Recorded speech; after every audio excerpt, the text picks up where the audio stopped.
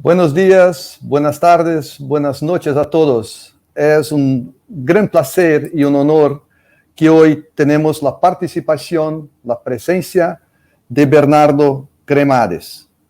Muchos conocen a Bernardo dentro del contexto del arbitraje internacional. Bernardo Cremades es socio fundador de la firma Bernardo Cremades y Asociados, catedrático de la Facultad de Derecho y académico numerario de la Real Academia de Jurisprudencia y Legislación de España. La actividad de Bernardo Cremades se centra principalmente en el arbitraje comercial internacional y de protección de inversiones. Como todos nosotros sabemos, Bernardo tiene una experiencia volumosa en arbitraje internacional, sea comercial, sea de inversión. También en temas de arbitraje institucional, bajo el arbitraje institucional y arbitraje ad hoc. Buenas tardes, Bernardo, ¿cómo estás? Buenas tardes, muchas gracias por el interés de estar en contacto. Sí, yo agradezco mucho, Bernardo, tu paciencia y tu tiempo para compartir con nosotros un poco tu experiencia en arbitraje internacional comercial y de inversión. Es un verdadero placer. Igual, gracias. Entonces, vamos a empezar, Bernardo. Si puedes decir un poquito cuándo, cómo y por qué empezó en el mundo del arbitraje. Bueno, la historia es muy sencilla. Yo me encontraba como catedrático de la Universidad de Santiago de Compostela y recibí una llamada de la Cámara de Comercio Internacional para ver si quería presidir un tribunal de arbitraje.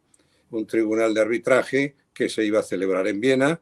La razón por la cual me llamaban es porque acababa de terminar las oposiciones a cátedra y había obtenido el doctorado en Derecho Alemán por la Universidad de Colonia. En consecuencia, entendieron que yo pudiera ser un árbitro neutral, presidente de un tribunal en Viena, y acepté. Y luego se dio la coincidencia de que ese tribunal de arbitraje se hizo muy famoso por el laudo que dictamos, era el tribunal Norsolor contra Pavalk. El problema era un litigio entre una empresa turca y una empresa francesa. Si aceptábamos, no había derecho aplicable, y si aceptábamos un derecho francés, había que rechazar todas las pretensiones de la parte demandante, y si aceptábamos el derecho turco, había que aceptar todas las pretensiones de la otra parte. Entendimos que como no había derecho aplicable y tratándose de un arbitraje en derecho, entendimos que deberíamos aplicar la lex mercatoria, los principios generales del derecho. Entonces llegamos a una conclusión, dictamos nuestro laudo. Ese laudo fue recurrido porque entendieron que habíamos convertido el arbitraje en derecho en arbitraje en equidad y por lo tanto entendieron que eso era nulo. El tribunal dictó su laudo y ese laudo llegó en consecuencia por medio de recursos ante el Tribunal Supremo de Austria. El Tribunal Supremo de Austria ratificó nuestro laudo arbitral porque entendió que en derecho internacional los principios generales del derecho son fuente del derecho y por lo tanto aplicar los principios generales del derecho no es convertir un arbitraje en un arbitraje de equidad, sino que es un arbitraje de derecho con arreglo a los principios generales del derecho. Lo mismo sucedió en Francia cuando intentaron ejecutar el laudo arbitral y por vía de recurso, por el mismo argumento, llegó al Tribunal de Casación francés. El Tribunal de Casación francés nos dio la razón diciendo que efectivamente no habíamos convertido el arbitraje en un arbitraje de equidad, sino que por la aplicación de los principios generales del derecho, en derecho internacional, estábamos haciendo un arbitraje conforme a derecho. Como puedes comprender, esto dio lugar a una gran polémica doctrinal en torno a la lex mercatoria, que se escribieron libros y libros, artículos, conferencias, coloquios, y como consecuencia de esto, yo que estaba viviendo en mi juventud con menos de 30 años en la Universidad de Santiago de Compostela con gran tranquilidad, pues resultó que empecé a recibir nominaciones como árbitro. Eso me complicó mucho la vida y a partir de entonces se acabó la tranquilidad universitaria. Qué perfecto, Bernardo. Qué experiencia interesante. ¿Qué año estamos hablando de este fallo, de este juzgado? ¿Cuándo Estamos fue? hablando del año 82, 83, más o menos. 82. Algo como 40 años. Más o 40 menos. años, más o menos. Es Sí. que tú y yo, Mauricio, aunque tenemos el convencimiento de que somos jóvenes, el tiempo pasa, ¿eh? Y el tiempo pasa Sí, y nosotros no nos damos cuenta. sí. Pero la cabeza se mantiene muy joven, muy joven. Bernardo, una curiosidad, si este caso si se presenta este caso hoy para usted, la definición de ley aplicable, ¿cree que sería lo mismo o intentaría encontrar una ley positiva para analizar y juzgar el caso?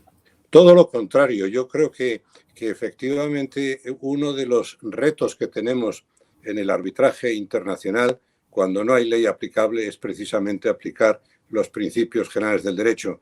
Y ahora estoy interviniendo en arbitrajes muy importantes donde estamos aplicando los principios generales del derecho en función de que las partes, cuando no han designado una ley positiva aplicable, probablemente lo que están queriendo es que acudamos a los principios generales del derecho.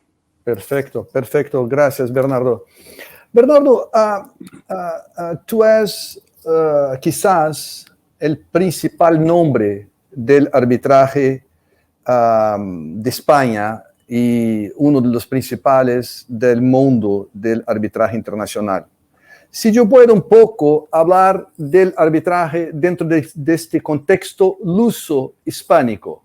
Nosotros tenemos una audiencia brasileña, una audiencia hispánica y también una audiencia americana, pero me interesa saber cómo ves hoy el desarrollo del arbitraje comercial internacional en los países de la civil law, sobre todo los luso-hispánicos, vis-à-vis del desarrollo del arbitraje en los países common law. Yo te puedo contar que cuando empecé a dictar laudos e intervenir en arbitraje, la Cámara de Comercio Internacional en París me pidió que hiciera un poco de apóstol del arbitraje en la América Latina, tanto en los países de habla española como en Brasil. Y organizamos una serie de viajes conjuntamente con Yves Derenys, que era el secretario de la Cámara, de la Corte de Arbitraje, para precisamente hablar del arbitraje internacional en todos estos países. Empezamos por Argentina y pasando, por supuesto, por Sao Paulo y por Río de Janeiro, para llegar hasta México, por todos los países de la América Latina. En aquel entonces nos miraban y nos escuchaban con una frialdad, en el sentido de diciendo, bueno, estos nos están contando unas historias que están muy lejanas de nuestra vida diaria. Hoy, por el contrario, la situación ha cambiado radicalmente y hay una verdadera explosión de arbitraje en todos estos países, nuestros españoles y de América Latina, tanto de habla española como de habla portuguesa. Yo creo que la razón de esta explosión se debe fundamentalmente a la globalización de la economía. La economía ha exigido al derecho internacional un reto y este reto, la respuesta ha sido el arbitraje internacional, porque efectivamente el arbitraje es el camino para la solución más adecuado al tráfico internacional de bienes, mercancías y capitales. En América Latina, yo creo que la globalización trajo consigo al mismo tiempo una privatización de empresas del sector público y como consecuencia de esta privatización se concedieron concesiones administrativas y esas concesiones administrativas, pues en definitiva, plantearon problemas. Cuando se produjo como consecuencia de esa globalización una fuerte inversión extranjera en esas empresas o en esas actividades, el Fondo Monetario Internacional y el Banco Mundial exigieron la ratificación de los tratados de arbitraje. Y una vez que se produjo la ratificación de los tratados de arbitraje, pues vino como consecuencia la seguridad jurídica que daba a los inversores el poder acudir a sistemas de solución de litigio a través del arbitraje. Y es en ese sentido cómo se produce una verdadera explosión del arbitraje en todos los países de América Latina, tanto en materia comercial como sobre todo en materia de protección de inversiones. En materia de protección de inversiones es muy curioso cómo tiene un liderazgo extraordinario en el desarrollo del arbitraje, el arbitraje de protección de inversiones. Ya sé que Brasil es una excepción al respecto. Brasil tiene muchísimo arbitraje comercial internacional y, sin embargo, Brasil no se ha incorporado a los tratados de protección de inversiones. Tratados bilaterales tenéis alguno, pero muy pocos en comparación con otros países. Y, sin embargo, esto es curioso porque cuando nosotros vendíamos y seguimos vendiendo la necesidad de ratificar arbitrajes de protección de inversiones, decíamos que era imprescindible para tener esas inversiones. Sin embargo, el ejemplo de Brasil era todo lo contrario. Brasil, sin tener esa ratificación de tratados de protección de inversiones, sin embargo, abundaban las inversiones extranjeras. Es decir, que en definitiva, muchas veces el derecho y la realidad no caminan de forma paralela. Sí, yo tengo una pequeña teoría para esto, Bernardo. Yo creo que Brasil, el rol del Superior Tribunal de Justicia brasileño con el tema de reconocimiento de laudos arbitrales extranjeros y ahora también con un cambio en la legislación brasileña 2015 que permite expresamente la participación de la administración pública.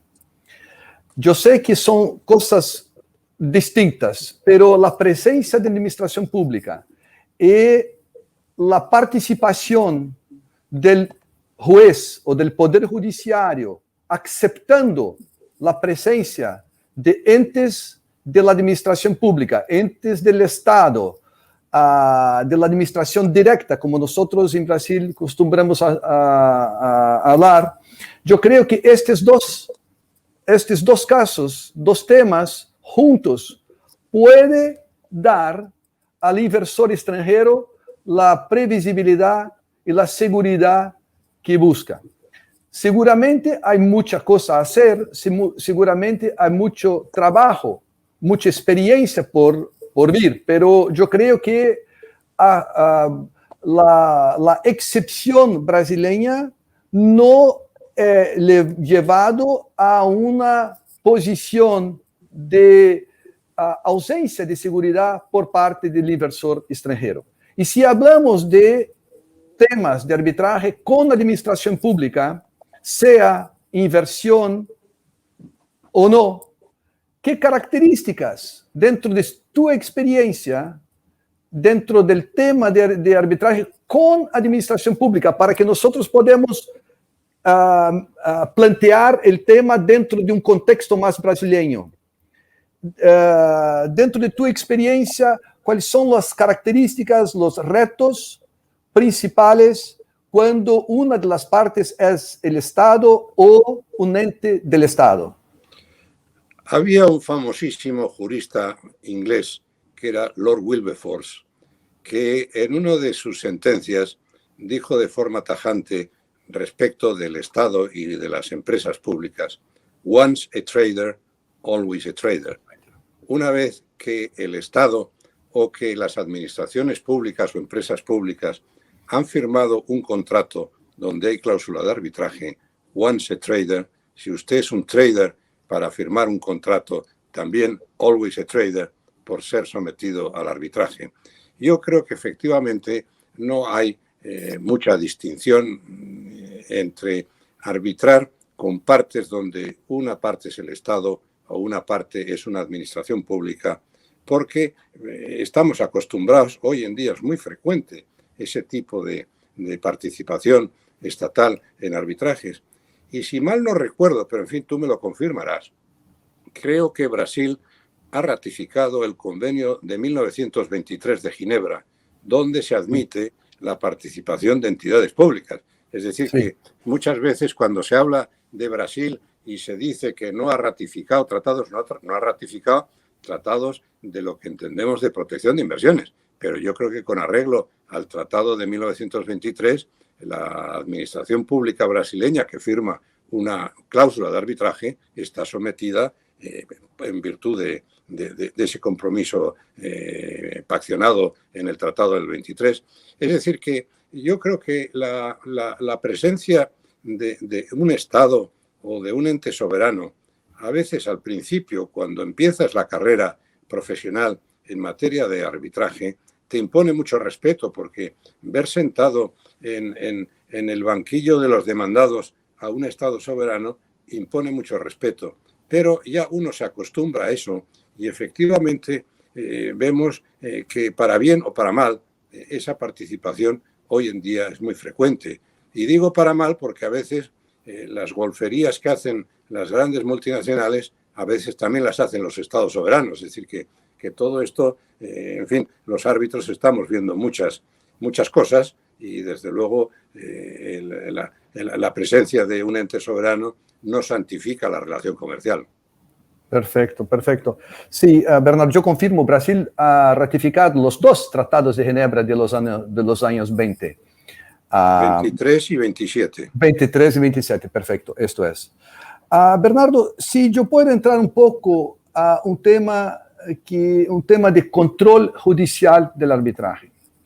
Has mencionado una explosión de arbitraje hoy en día. Normalmente clasifico, sobre todo en Brasil, la historia de arbitraje como la fábula de los 4 o 5 Es. El primer el periodo de exclusión. No tenía arbitraje antes de 1996, la data, el año de la ley de arbitraje. Después, un segundo el periodo de expectativa, cuando Brasil ratificó la Convención de Nueva York, 2002. Después pasamos por un periodo de expansión de arbitraje doméstico e internacional. Y ahora se vive un periodo de explosión del arbitraje. Este periodo de explosión del arbitraje en Brasil no es solamente en Brasil, sino en todo el mundo. Y como consecuencia de este periodo de explosión, nosotros estamos viendo también un aumento de acciones de nulidad en el mundo entero, si yo podría decir. Sí, ¿cómo verifica, cómo piensas tú con respecto al tema de acciones judiciales de nulidad? ¿Qué sucede con el arbitraje hoy en día? ¿Es algo natural dentro del proceso de desarrollo o los jueces no están acompañando, de una manera general, no están acompañando el desarrollo del arbitraje, o los abogados empiezan a transformar el proceso arbitral como un proceso, una etapa previa al proceso judicial, o los árbitros están un poco más complacientes con el tema de due process, o las partes no están totalmente satisfechas con el resultado y empiezan a pelear también dentro del proceso judicial. ¿Cómo estamos y para dónde vamos? El punto de partida para contestar a tu pregunta es el de la relación entre arbitraje y proceso judicial, en el sentido de que el arbitraje es producto de un acuerdo, de un contrato, de un convenio de arbitraje, pero sin embargo el arbitraje produce laudos y esos laudos tienen efectos de cosa juzgada. Y en consecuencia, esos laudos que tienen efectos de cosa juzgada entran en el terreno procesal, en cuanto que si no son cumplidos, el juez puede ejecutar por la fuerza esos laudos arbitrales. Es decir, que en definitiva esa coordinación tiene que existir porque el arbitraje es contrato, pero al mismo tiempo el arbitraje tiene un laudo como consecuencia que tiene efectos de fuerza de cosa juzgada. Me tocas un tema en el cual he estado últimamente enormemente interesado. He promovido en España una sentencia del Tribunal Constitucional precisamente para aclarar esta relación entre arbitraje y proceso judicial. Teníamos entre nosotros eso que has dicho muy bien, y es que efectivamente un abogado que pierde un laudo arbitral ante su cliente tiene que justificarse, y para justificarse tiene que promover, por las razones que sean, inventando lo que sea, la nulidad de ese laudo ante el tribunal que conoce en cada país la validez o la nulidad del laudo arbitral. En España estábamos funcionando bien en la coordinación entre arbitraje y proceso judicial, hasta que el Tribunal Superior de Justicia de Madrid empezó hace unos 6 o 7 años a controlar los laudos arbitrales, entrando en el fondo del asunto. Es decir, mirando a ver cómo estaba fundamentado el laudo, y si el laudo entendía el Tribunal Superior de Justicia de Madrid que no estaba suficientemente fundamentado, entendía que eso violaba el orden público. ¿Doméstico internacional, Bernardo? Nacional o internacional, porque en España, a diferencia de lo que ocurre en Brasil, en España tenemos el principio unitario del arbitraje. No tenemos la dualidad internacional o nacional, sino que todo el arbitraje va por el mismo camino, es un régimen monolítico unitario. Entonces, si el Tribunal Superior de Justicia entendía que el laudo no estaba suficientemente fundamentado, decía que por razones de orden público anulaba el laudo. Incluso llegó a decir que la valoración de la prueba era un tema que, si no se efectuaba una valoración de la prueba con arreglo a criterios racionales, se violaba el orden público y procedía a la anulación del laudo arbitral. En esas circunstancias, yo, cuando obtuve un laudo muy importante, que era la anulación, un laudo en arbitraje societario, la anulación, la disolución de una sociedad por abuso del derecho y, en consecuencia, la liquidación, ese arbitraje fue anulado por el Tribunal Superior de Justicia de Madrid, entendiendo que no estaba suficientemente fundamentado para la gravedad de una disolución de una sociedad. ¿Cuándo fue esto, Bernardo? Perdón. ¿Cuándo? ¿Cuándo? Acudí al Tribunal Constitucional y la sentencia ha sido del 15 de febrero de este año, okay. Es decir, muy reciente. Y el Tribunal Constitucional, con criterio que aceptaba el recurso de amparo que yo había promovido, entendía que el arbitraje no se fundamenta como la sentencia judicial en la soberanía del Estado, sino en la autonomía de la voluntad, en la libertad de las partes para establecer por contrato un convenio arbitral. Y, en consecuencia, entendía el Tribunal Constitucional que no cabe hablar de orden público en este caso, porque el orden público tiene que ser algo muy excepcional que afecte a los principios fundamentales de la convivencia. El Tribunal Constitucional anula la sentencia que anulaba el laudo arbitral y coloca de forma muy clara lo que se debe entender por orden público en el control de los laudos arbitrales. Yo creo que esto es un tema muy interesante porque plantea y va a tener mucha repercusión en el derecho comparado, sobre todo de Latinoamérica, porque yo creo que es muy importante que el Tribunal Constitucional fije, como ha fijado en España, cuál es el sitio en que se debe colocar al arbitraje, que es contrato, autonomía de la voluntad, libertad, y no en un pseudo procedimiento judicial Es decir, que el Tribunal Constitucional hace tiempo había utilizado una expresión que era diciendo que el arbitraje es un equivalente jurisdiccional.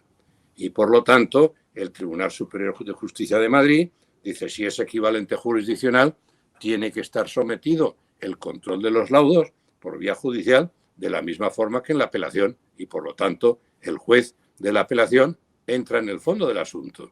Y el juez del control de la validez de los laudos, como equivalente jurisdiccional, debería entrar.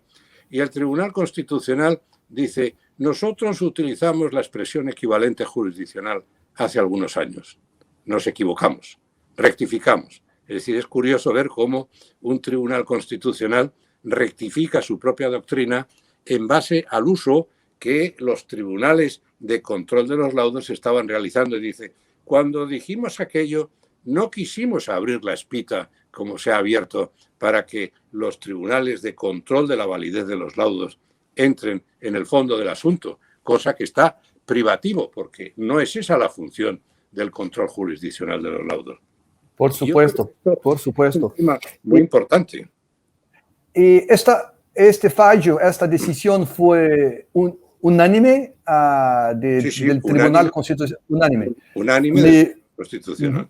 Me gustaría mucho tener acceso a la decisión y cree, Bernardo, que esta ahora, aunque en España no hay la figura de sistema common law, de stare decisis, cree que esta decisión de la Corte Constitucional ahora va a apaciguar el tema perante las Cortes españolas? No solo apacigua, sino que en derecho español la doctrina señalada por el Tribunal Constitucional es obligatoria para todos los tribunales, de forma que no puede a partir de ahora ningún tribunal cuestionar la doctrina del Tribunal Constitucional porque es obligatoria para los jueces. Y en esta forma también permíteme que entre a seguir contestando a tu pregunta. Yo creo que uno de los retos que tenemos en los arbitrajes, en los sistemas jurídicos latinoamericanos es la unificación del recurso de amparo. Me parece que el recurso de amparo en México, en Perú, en Chile, en Brasil, son cosas muy distintas en cada uno de los países. Yo creo que sería muy interesante que unificáramos criterios en torno al recurso de amparo, porque efectivamente el recurso de amparo en algunos países, sabes muy bien, de América Latina, el recurso de amparo se está dando no solo frente a los laudos arbitrales, se está dando también incluso frente a decisiones procedimentales en el procedimiento arbitral. Es decir, que en definitiva yo creo que el recurso de amparo supone la crisis manifiesta de la actividad arbitral que no tiene que estar sometida a una segunda instancia judicial, sino todo lo contrario. Y por la vía del recurso de amparo creo que se está abusando de la control judicial de los laudos. Esto, como digo, la doctrina que señala el Tribunal Constitucional Español actual es muy importante y creo que tendrá su repercusión en los países de América Latina. Interesante, interesante. Sí. Un comentario muy sencillo y muy corto. Brasil también adopta el sistema unitario. Brasil no hay una ley de arbitraje doméstico y una ley de arbitraje internacional. Solamente una ley que para los dos arbitrajes sí hay una diferencia con respecto al laudo, un laudo brasileño y un laudo extranjero para fines de reconocimiento, ejecución, etc. Tengo entendido, Mauricio, que vuestra ley de arbitraje se inspiró mucho en la ley española de 1988 y yo fui el redactor de esa ley. Es decir, que en definitiva me da mucha alegría saber que esa ley que luego por la manía de introducir la ley tipo de un citral, se cambió en España, pero la ley de 1988 ha tenido esa repercusión en Brasil. Estás correctísimo. Hay una inspiración en la ley española y en la ley tipo de un citral. Con respecto a los recursos de amparo, Brasil no hay la figura de amparo, hay una figura de recurso extraordinario para la Corte Constitucional. Pero es muy, muy, muy difícil. Y yo he participado en un task force de la Cámara de Comercio Internacional, un tema específico con respecto al tema de constitucionalización del arbitraje, sobre todo en países latinoamericanos, y espero que la publicación sea hecha súbito. Bernardo, con respecto a los recursos, y ahora volvemos al principio de la autonomía de la voluntad de las partes. Recurso. Yo estoy viendo, hay algunas instituciones arbitrales que empiezan a inserir en las reglas institucionales la posibilidad de las partes dentro del sistema opt-in de un recurso intraarbitral. O sea, las partes no están satisfechas con el laudo, el primer, decimos, y van a recorrer dentro del sistema arbitral como existen los arbitrajes de commodities, etc. ¿Qué te parece? ¿Crees? Y yo pregunté una vez, ¿por qué, aunque es opt-in, no es default, las partes tienen que expresamente concordar con esto? Pero ¿por qué? Y la respuesta fue porque estamos escuchando los usuarios. ¿Qué te parece? Mi opinión es que es un error muy grave. Cuando primero se está viendo que en las instituciones que se han introducido, por lo menos en España, ese recurso de apelación interna dentro de la institución frente al laudo arbitral está teniendo muy poca utilización. ¿Y por qué? Pues porque cuando alguien acude al arbitraje, lo que quiere es una solución rápida, dentro de lo posible. Y lo que se está viendo con todas estas apelaciones, al final lo que está es retrasando la solución. Es decir, que uno sabe que cuando acude al arbitraje, pues corre el peligro de que le resuelvan y se acabó el tema. No es como en la vía judicial, que tiene apelación, luego casación, etcétera, etcétera. El que elige arbitraje sabe que corre el riesgo de que la decisión puede ser definitiva sin instancia ulterior. Y esto es lo que el empresario quiere. El empresario quiere que efectivamente normalmente quiere ganar, pero en el caso hipotético de que no gane, lo que quiere efectivamente es que se termine el problema y aquí paz y después gloria. Por el contrario, introducir apelaciones, yo creo que es un error que dilata sin ningún sentido el tema. Yo estoy de acuerdo. Yo he participado en un caso como árbitro y la cláusula arbitral ya existía la posibilidad de acuerdo, de recurso. En la cláusula arbitral, dentro de la conferencia preparatoria, nosotros, integrantes del tribunal arbitral, preguntamos a las partes si querían mantener ese derecho, esta posibilidad, y la respuesta fue que sí. Claro. Fue que sí. Y esto, para nosotros, integrantes del tribunal, bueno, hay un recurso, entonces tenemos, no podemos cambiar porque es la voluntad de las partes. Pero yo creo que el laudo cuando fue fallado, yo no tengo ninguna información de la institución arbitral que hubo un recurso contra la decisión. Pero yo estoy de acuerdo, es algo que es un poco paradoxal, que las partes desean prever un recurso intraarbitral. Tú hablaste, Bernardo, del tiempo en arbitraje, que esto es algo sagrado o algo muy importante para las partes. Y dentro de este contexto de explosión de arbitraje en el mundo, hemos visto también, no sé si si conscientemente o inconscientemente, lo que nosotros hablamos de tácticas de guerrilla, y también o a veces una conducta de abogados sin experiencia en arbitraje, sin experiencia doméstico y sobre todo internacional.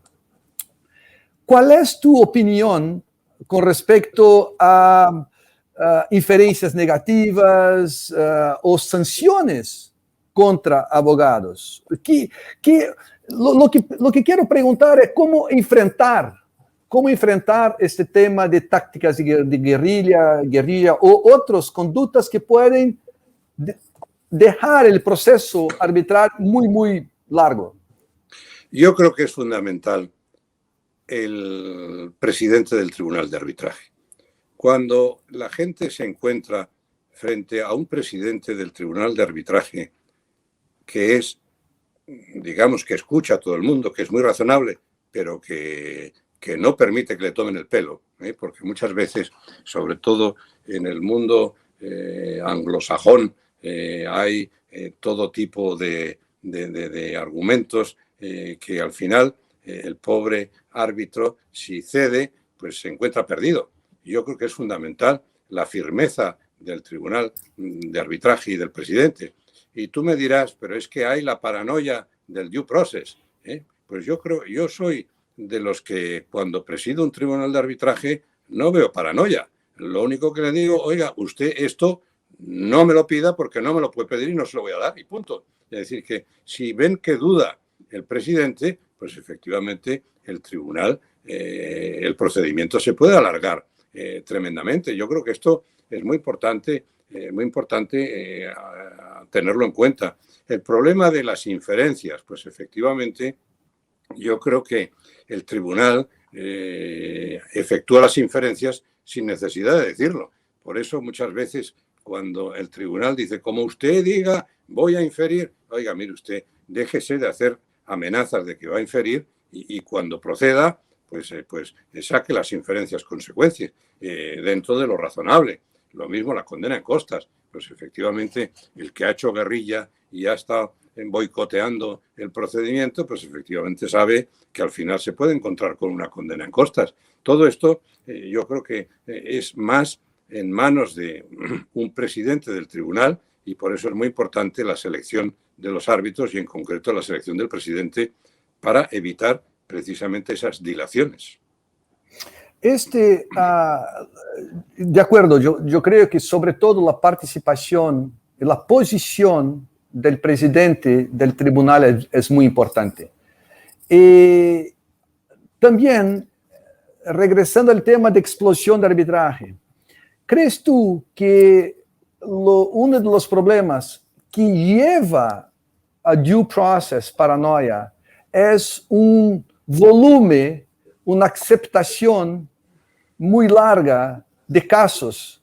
Entonces los árbitros, el presidente porque tiene muchos casos, entonces tiene una tendencia a flexionar un poco el tema procesal con receo que el laudo pueda ser contestado, puede ser anulado posteriormente. Yo sé que esto es un poco relativo, Bernardo, pero hay un número que a tú pareces como siendo un número razonable de casos que una persona puede tener como árbitro y sobre todo presidente. Yo creo que en esto está sobre todo la honestidad del árbitro al aceptar el procedimiento arbitral. Nos preguntan, cuando nos proponen ser árbitro, si tenemos la disponibilidad. Y entonces es cuando el árbitro tiene que realizar un control de honestidad de su propia agenda. Si efectivamente ve que no es posible, debe honestamente declinar la propuesta en cuestión. Ahora, cuando me preguntas un número, pues yo creo que esto no se puede contestar. Yo recuerdo, había un gran financiero español que era Juan March, que no sé si lo conoces. Juan March era una persona que le preguntaron un día precisamente esta pregunta que está realizando. Oiga, para este tema, dice, mire, yo, contestó Juan March, cuando tengo un tema muy importante, se lo doy a una persona muy ocupada, porque siempre tendrá tiempo para resolver ese problema. Y si se la doy a un desocupado, el problema es que nunca tendrá tiempo para atenderla. Es decir, que todo esto es muy relativo. Hay gente que sabe coordinar su agenda, hay gente que sabe prever unos arbitrajes que van a dilatarse, porque muchas veces los árbitros no sabemos lo que nos vamos a encontrar en un arbitraje. Un arbitraje, a lo mejor te sientas con las partes hoy y empiezas a hacer el calendario y los abogados te dicen, pues sí, la audiencia para el 2025. Oiga, mire usted, pero y mientras tanto, pues claro, efectivamente ese arbitraje cuenta, pero esos 4 años que hay en medio no tienen la misma dedicación que si la audiencia va a ser a finales del 2021. Es decir, que todo yo creo que es muy relativo y por lo tanto yo creo que no cabe una contestación blanco, negro, 25, 30, 5, 10 arbitrajes. No es lo mismo. Hay arbitrajes que son muy complicados y hay arbitrajes que son muy sencillos. Yo creo que el número no juega en este tema. Y ahí es el error de algunos organismos, como por ejemplo la Cámara de Comercio Internacional, que cuando dices el número de arbitrajes que tienen, ¡uy, qué barbaridad! Este no puede aceptar. No, mire usted, yo digo que sí puedo, porque en la planificación que tengo yo de mi agenda cabe otro arbitraje como ese, porque sé los arbitrajes, los compromisos arbitrales que yo tengo. Perfecto. Eso como presidente y como coárbitro, los dos, porque claro. Perfecto. Bernardo... Más como presidente, porque el presidente exige más trabajo y más dedicación. Claro. Pero a mí me agrada mucho cuando tengo una participación muy efectiva de los coárbitros, porque esto es lo que es esencial dentro de un tribunal arbitral. Bernardo, permítame hablar de un tema que ahora es un tema muy comentado, muy debatido, que es el tema de la confidencialidad y la transparencia. Sobre todo, y ahora yo voy a plantear la pregunta, el tema de arbitraje comercial. ¿Crees que es deseable una transparencia en arbitraje comercial, doméstico o internacional? Si crees que sí, ¿por qué? Si crees que no, si una transparencia parcial es importante para el desarrollo del arbitraje. ¿Qué piensas con respecto al tema? Yo creo que, en primer lugar, permíteme que te module un poco la pregunta. Transparencia no es lo mismo que confidencialidad. Transparencia es, sobre todo, transparencia de los árbitros cuando tienen que hacer la declaración de conflicto de intereses o no, es decir, el árbitro, sea comercial o de protección de inversiones, tiene que ser muy transparente, es decir, que un árbitro tiene que efectivamente hacer las declaraciones que permitan... Yo quería decir publicidad, un poco más el tema de publicidad. Publicidad, la publicidad. Bueno, yo creo que en esto el arbitraje comercial, el arbitraje de protección de inversiones, por supuesto, debe tener publicidad casi total, es la regla general, y la excepción es la confidencialidad. En el arbitraje comercial es todo lo contrario. En el arbitraje comercial, en principio, estamos ante un sistema confidencial de solución de conflictos. Lo único que sucede es que hay arbitrajes comerciales que deben tener repercusión pública. Y deben tener repercusión pública, bien porque, por ejemplo, una parte sea un Estado o un ente soberano y, en consecuencia, hay unos compromisos que tienen a lo mejor que pasar por el Parlamento del Estado en cuestión, o simplemente porque hay temas que necesitan estar en la opinión pública y hay temas que necesitan ser confidenciales. Piensa, por ejemplo, en los arbitrajes de propiedad industrial. Pues normalmente en los arbitrajes de propiedad industrial es muy importante la confidencialidad, porque el secreto de la patente, de la marca o de la propiedad industrial en general es muy importante, y para eso acuden a un arbitraje, porque precisamente es confidencial. Ahora, hay casos en los cuales precisamente se exige lo contrario, que es, piensa por ejemplo, el arbitraje societario, donde puede haber implicados no solo el demandante y la sociedad demandada, sino que tiene implicaciones en todos los socios de la sociedad a los cuales un laudo arbitral en ese arbitraje societario puede tener repercusión. Es decir, que no cabe líneas generales. Ahora bien, el arbitraje comercial en principio tira más hacia el carácter confidencial, que el arbitraje de protección de inversiones tira más a la publicidad y al estar en la opinión pública.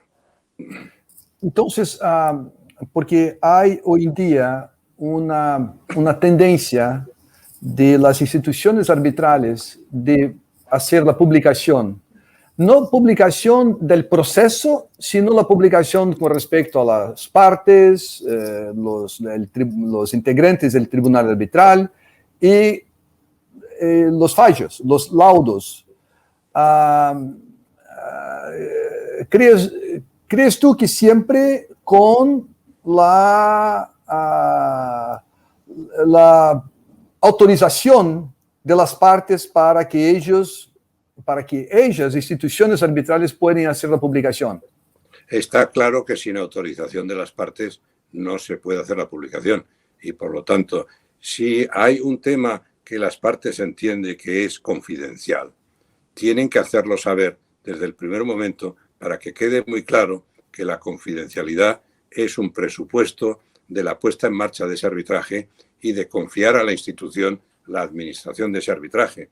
Yo estoy ahora en medio de algún arbitraje donde la confidencialidad es exigida porque puede haber problemas de seguridad física de los que participan en el arbitraje por las circunstancias del conflicto y las circunstancias geográficas del conflicto. Es decir, que la confidencialidad puede incluso ser de vida o muerte para los que participan en ese arbitraje. Yo creo que por eso es muy importante que el abogado, cuando empieza el arbitraje, deje muy claro el tema de la confidencialidad e incluso se señalen los compromisos o las cláusulas o digamos el convenio de confidencialidad si efectivamente se quiere poner en marcha. Perfecto, perfecto. Sí. Bernardo, hablaste de transparencia y cuando mencionaste de transparencia, también mencionó el deber de revelación. Y este también es un tema importante hoy en día. ¿Qué debe un árbitro revelar? ¿Qué debe un árbitro hacer? ¿Árbitro debe revelar o debe investigar? ¿Cuál es el rol de las partes, de las instituciones arbitrales? Nosotros sabemos, de una manera muy general, debe revelar dudas justificadas que pueden traer problemas con respecto a imparcialidad e independencia, pero dentro del... Si planteamos el tema dentro de una situación ahora de muchas reflexiones y acciones de nulidad, ¿cuál es? ¿Qué debe hacer el árbitro? ¿Qué deben hacer las partes? ¿Qué deben hacer las instituciones arbitrales para evitar un problema adelante?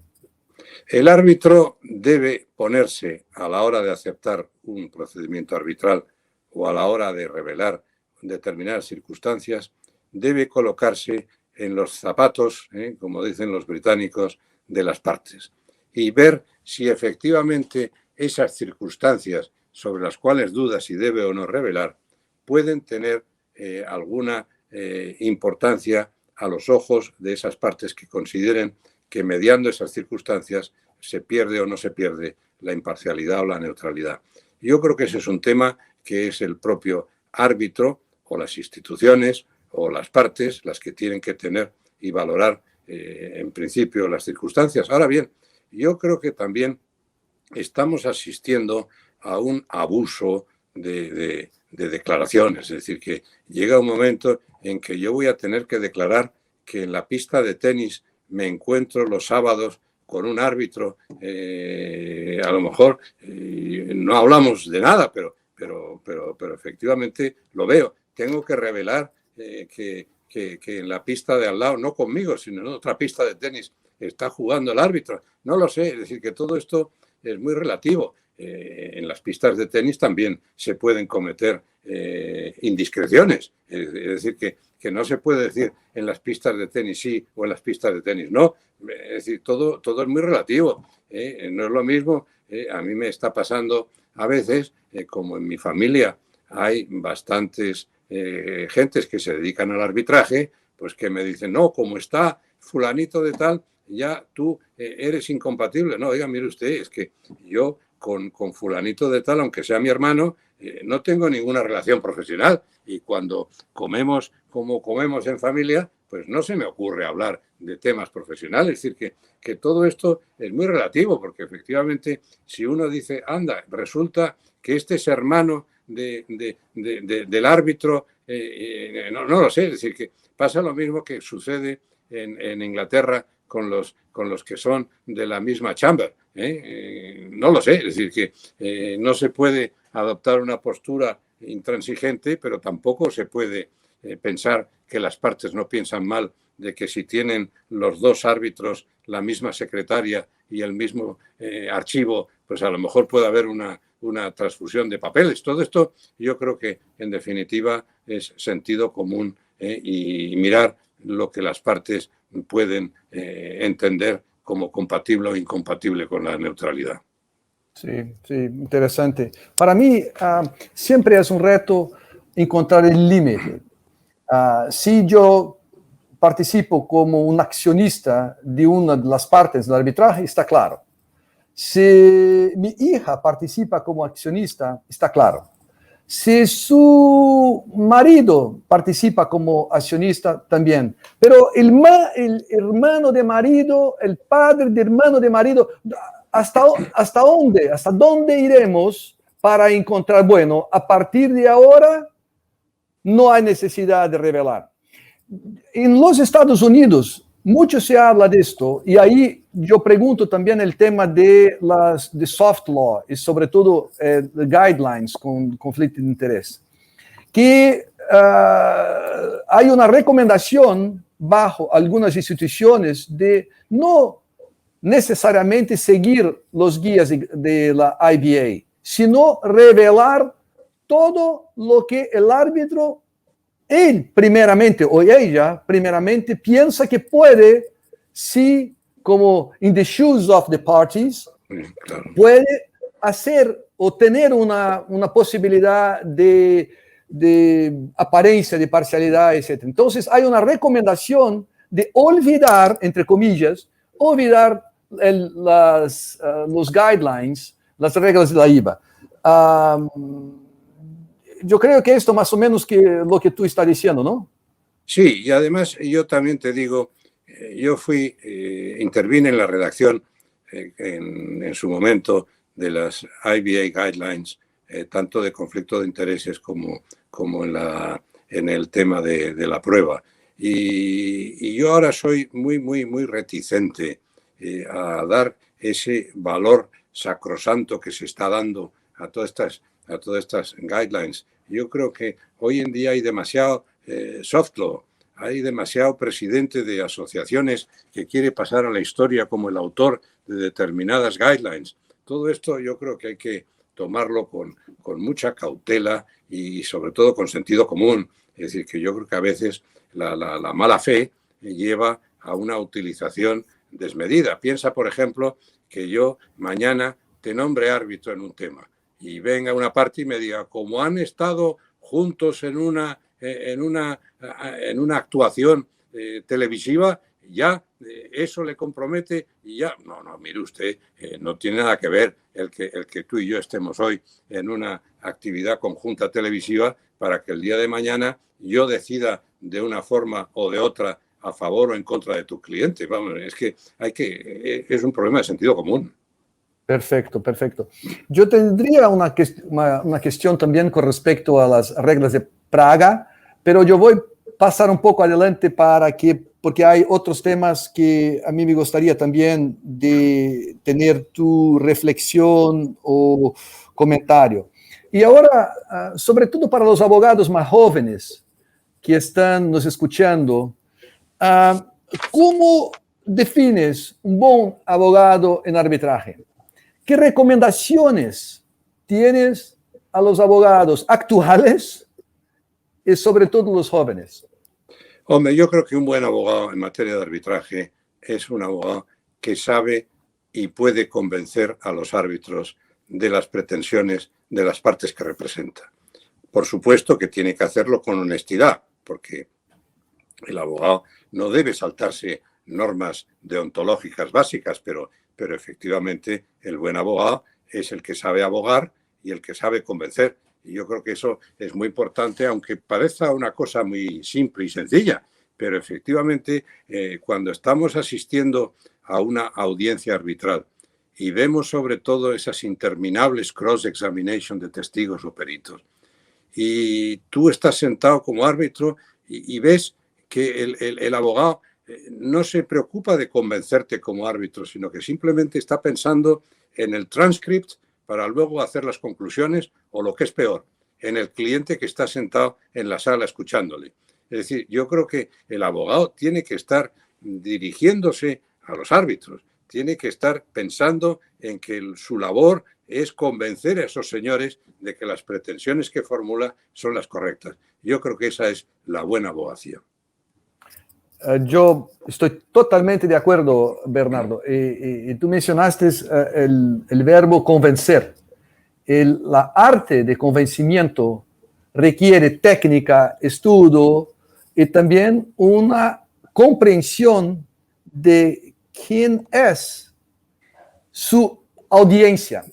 A veces, si el tribunal arbitral es compuesto por integrantes de common law o totalmente integrantes de civil law, la forma de convencimiento quizás puede ser ajustada. No es el oído, el proceso de cómo piensa un integrante de un sistema legal u otro puede, dependiendo de la mayor o menor experiencia, puede también afectar su convencimiento. Bernardo, con respecto ahora a un tema yo voy a preguntar un tema de mediación, si me permites. Una de las importancias del arbitraje internacional es contribuir para el desarrollo del comercio internacional, seguridad, flexibilidad procedimental, ejecución de laudos, etcétera, etcétera. ¿Cuál es tu opinión con respecto a la mediación o conciliación en el momento en que los usuarios reclaman de los costos y tiempo del proceso arbitral? Y yo pregunto también, si me permite, ahora sabemos que existe la Convención de Singapur, que intenciona dar más peso para los arreglos de mediación. ¿Qué piensas tú ahora con el tema de la mediación? Si habrá un incremento de mediación, sobre todo en el momento pandémico, o no. Mi impresión es que todos los buenos abogados, antes de iniciar un procedimiento, sea judicial o sea arbitral, intentan llegar a un acuerdo. Y si no es posible el acuerdo, es cuando inicia el procedimiento, y a lo mejor inicia el procedimiento arbitral para seguir negociando con la fuerza de haber expresado por escrito los argumentos en cuestión. Lo que yo estoy bastante reticente es a la conciliación o a la mediación como institución autónoma. Cuando un cliente viene al despacho con un problema, lo que quiere es que se le dé una solución. Y a lo mejor esa mediación formal no es la solución. Puede ser que la mediación seguida de un procedimiento judicial o arbitral ulterior lo sea, pero lo que el cliente quiere es una solución definitiva, y la conciliación y la mediación en cuanto tal no lo es. Por eso me parece muy bien que se haya promovido el convenio de Singapur, pero yo la impresión que tengo es, por lo menos en lo que estoy viendo en mi larga ya actividad, es que el cliente no quiere ir a mediaciones o a conciliaciones. Mira, por ejemplo, en el CIADI. El CIADI está la conciliación y la mediación y se utiliza poquísimo. ¿Por qué? Pues porque efectivamente cuando la gente acude a un organismo internacional, sea Cámara de Comercio Internacional o sea CIADI, pues lo que quiere es una solución, no quiere una propuesta de arreglo. Entonces, ¿crees tú que las cláusulas escalonadas, mediación, arbitraje, no son tan efectivas? Deberíamos esperar, o las partes deben esperar, hay una cláusula arbitral, solamente arbitral, y cuando empieza el conflicto, cuando emerge el conflicto, entonces ahí, bajo el conflicto, empiezan a hablar de mediación, o la cláusula escalonada, mediación, arbitraje, es una cláusula adecuada. En temas importantes, la cláusula escalonada, el multi-tier cláusula, puede ser causa de dilación y de complicación. Estamos viendo arbitrajes en temas muy importantes donde había cláusulas multi-tier y están años y años y años y años hasta que se llega al arbitraje, después de haber agotado diferentes conciliaciones tecnológicas de utilización de todos esos sistemas de mediación o conciliación que se prevé. Mi impresión es que en temas difíciles, en todo lo que sea la creatividad de la cláusula multi-tier, normalmente suele traer malas consecuencias. Solo cuando hay efectivamente buena fe en ambas partes y llegan a una conciliación o mediación con deseo de llegar a un acuerdo, pues efectivamente puede ser muy positivo, pero eso es imposible prever cuando se redacta la cláusula. Yo creo que solamente cuando empieza el baile es cuando se ve cuál es la intención de la otra parte. Sí, es un problema, sobre todo un problema de redacción. A veces las partes intencionan la cláusula escalonada, pero la redacción de la cláusula escalonada va a traer mucho más problemas adelante que las partes piensan hoy, cuando no hay conflicto. Bernardo, y para finalizar, dos preguntas. Una con respecto al COVID. ¿Crees que las audiencias dentro de un periodo post-pandemia van a se mantener virtuales, remotas, o regresaremos a las audiencias personales o presenciales, o tendremos a ver un híbrido, el tribunal y los abogados en un sitio y los testigos, las partes, donde estén? Yo te puedo confesar que con la COVID he vivido unos meses extraordinarios. Extraordinarios, bueno, mal pensando en la gente que está sufriendo la pandemia, porque efectivamente es una catástrofe mundial. Pero en lo que hace relación a mi actividad personal, profesional como árbitro, ha sido fantástico, porque efectivamente he tenido una eficacia como nunca pude soñar. Es decir, esa cantidad de viajes absurdos, esa cantidad de reuniones sin sentido, esa cantidad de horas que hemos perdido en una vida loca de aviones y todo esto, estos meses no lo hemos tenido y por lo tanto yo creo que hemos aprendido a utilizar la tecnología. Hace un año nos decían hacer una cross-examination por videoconferencia y nos echábamos las manos a la cabeza. Hoy en día eso es lo más normal del mundo y además hemos aprendido que el arbitraje, tal y como lo estábamos conduciendo, necesita un replanteamiento global. Estamos montando un seminario con el Instituto de la Cámara de Comercio Internacional para el mes de noviembre, precisamente para reflexionar la experiencia del arbitraje durante el periodo de COVID, en qué se debe convertir y se debe utilizar en la vida diaria del arbitraje del futuro. Yo creo que ahí tenemos mucho que decir, porque no es solo un problema de tecnología, también es un problema de conducir. ¿Para qué sirven tantos testigos? ¿Para qué testigos? ¿Para qué peritos legales?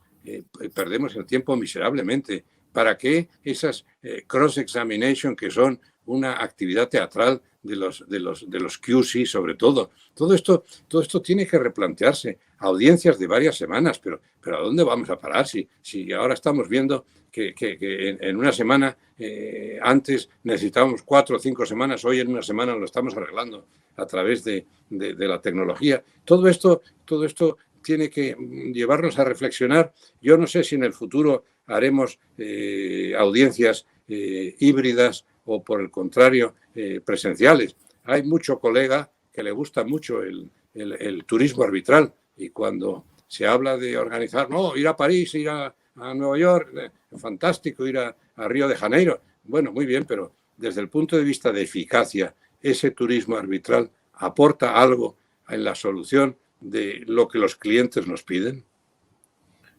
Perfecto, fantástico, fantástico, Bernardo. Y un comentario final, Bernardo. Una vez, bueno, yo he leído muchas cosas que tú escribiste. Una vez yo he leído un artículo que decía que tú decías que el arbitraje internacional no es simplemente abogar en un foro extranjero, es mucho más. No es solamente, si yo soy abogado brasileño, no es solamente en un arbitraje internacional, abogar como abogado brasileño en otro foro extranjero. Es mucho más que esto. ¿Qué podría decir a los jóvenes lo que es el arbitraje internacional? Pues el arbitraje internacional es algo muy distinto de acudir a un foro judicial extranjero. Yo recuerdo cuando ingresé en el Colegio de Abogados de París, me hicieron un examen durísimo de varios días sobre el derecho francés. Y uno de los que examinaban, que era un tribunal de unas 10 personas, me preguntó, oiga, hábleme usted de la loi Quilloux. Y yo le dije, ¿y eso qué es?